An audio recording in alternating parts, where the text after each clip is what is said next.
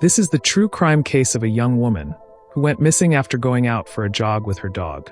A couple of days later, she was found. All of this happened in a small town where everybody knew everybody, despite that the case went cold and stayed unsolved for almost 30 years. Would you believe it that a discarded Coke can and a plastic cup solved this 30-year cold case? In this video, let's take a closer look at the Mandy Stavik case.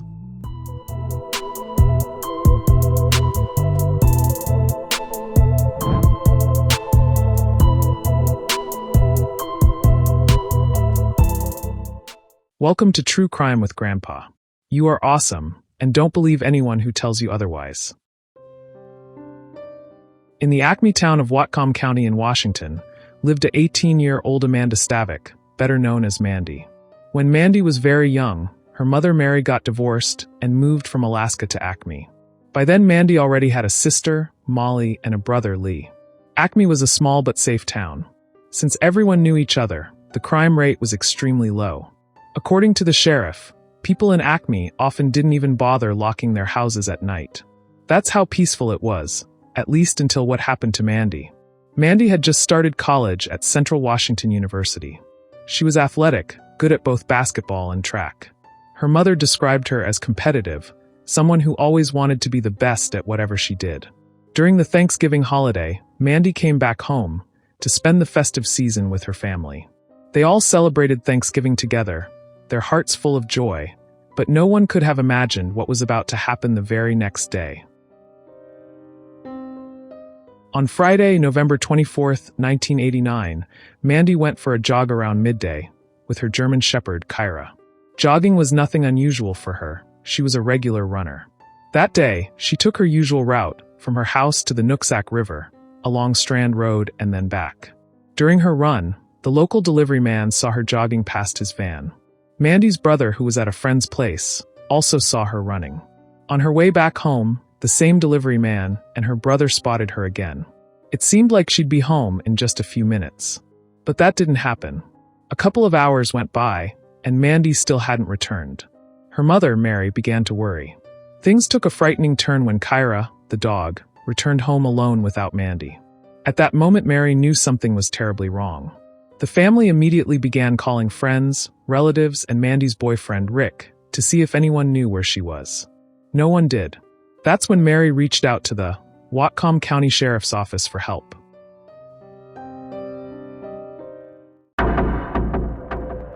The search and rescue operation for Mandy began right away. By evening, the news had spread across Acme. Law enforcement, along with members of the town, started their hunt for Mandy. Since an incident like a person missing was something unusual, the entire community of Acme town came together to find her. The search went on for the next 3 days, but there was still no sign of her. On November 27th, 3 days after Mandy disappeared, the search came to a heartbreaking end.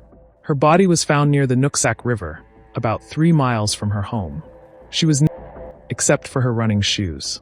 The medical examiner found scratch marks on her hands, a blow to her head, and was taken advantage of physically before being thrown into the river.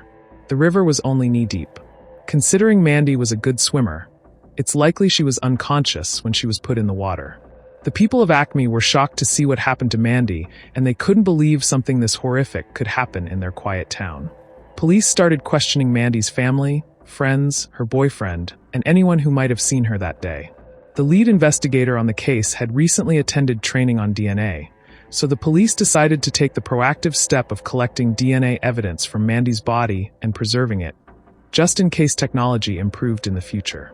Back in 1989, DNA testing was still in its early days. Investigators collected samples from about 80 men in the area who seemed remotely connected or suspicious. None of them were a match to the male DNA found on Mandy. With no witnesses and every suspect cleared, the case stalled. Years passed and Mandy Stavik's case turned cold. Her mother, Mary, stayed in contact with police, constantly pushing for answers. But without new leads or witnesses, there wasn't much they could do. In 2009, investigators tried once again to solve the case, using the latest technology. But that attempt failed too. Then came 2013, 24 years after Mandy's. At a water park outing, a group of local moms in Acme started talking about the Mandy's case. Among them were Marilee Anderson and Heather Backstrom. They both looked at each other and were like, "I know who did that to Mandy." They both said the name Timothy Bass. With his behavior, he had made them uncomfortable in the past. And suddenly, they started wondering that they will be able to solve the 30-year-old cold case, if their suspicion turns out to be true. They took their suspicion to law enforcement. For the first time, police began looking closely at Bass in connection with the case. At that time he was married, had children and worked as a delivery truck driver for Franz Bakery. Investigators needed Bass's DNA, but he refused to give a voluntary sample, insisting he had nothing to do with the crime. That's when police teamed up with one of his co-workers, Kim, who agreed to help. Over the next few weeks, Kim collected items Bass had used or touched without him knowing. Eventually, she handed over a discarded Coke can and a plastic cup to the police. DNA was extracted from those items and compared to the sample preserved from Mandy's body back in 1989. It was a perfect match. After nearly 3 decades, Timothy Bass was identified as the man responsible for Mandy Stavik's. Police arrested him in 2017, and Mary received the news on her 81st birthday. After all those years, she finally got the justice she had been waiting for.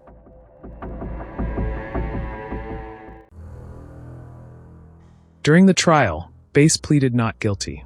To cover up the story of why his DNA matched the male DNA found on Mandy's body, Bass claimed that he and Mandy had a consensual relationship and that it was kept secret from everyone. However, there was no evidence to support this claim, no exchange of calls, no one ever saw them together, nothing. Bass's brother even testified against him in court. On May 24, 2019, the judge sentenced Bass to the maximum allowed of 27 years in prison. The 30-year-long wish of Mandy's loved ones had finally been fulfilled that day.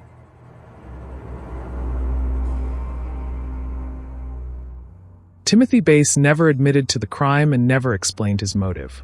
But anyone who followed the case closely can say, Bass was a womanizer who tried to fool around with every woman he came across. He saw Mandy jogging alone that day, took advantage of her physically, and then threw her into the river.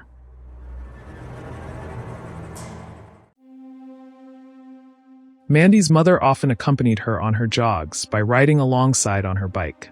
She should have gone with her that day too. Thanks to the investigating officer, who had the foresight to preserve the DNA, which eventually helped solve the case. Thanks to the brave women who came forward, providing leads and helping police collect DNA evidence. Acme was a small town where everyone knew everyone. Yet something this horrible still happened, and it came from someone they knew.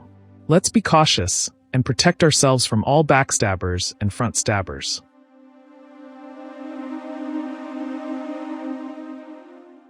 So what do you think about this case? If you were in the victim's shoes, how would you try to escape? I'd love to read your thoughts in the comments. And if you liked my narration, please like and subscribe to your grandpa and turn on notifications so you don't miss the next true crime case.